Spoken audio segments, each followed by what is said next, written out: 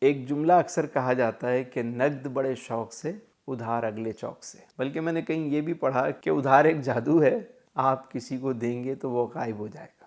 اس قسم کے جملے اکثر لکھے ہوئے نظر آتے ہیں۔ آج کل کے حالات چونکہ ذرا مشکل ہیں اور بہت سارے لوگوں کے سوشل میڈیا پہ کامنٹس آ رہے ہیں کہ لوگ ادھار مانگتے ہیں، کیا انہیں ادھار دینا چاہیے یا نہیں دینا چاہیے؟ تو میری رائے یہ ہے کہ ادھار نہیں دینا چاہیے۔ آپ کہیں گے تسلیم بھائی یہ کیا بات کر دی آپ نے؟ بھائی بات یہی ہے کہ میرا مشاہدہ یہ ہے کہ آپ کو ادھار نہیں دینا چاہیے۔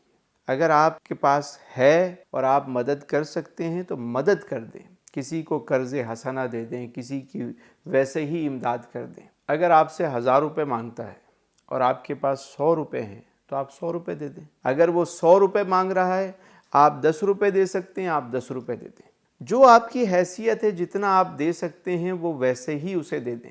اس سے کہیں بھائی جب ہوں جب دے دینا مجھے۔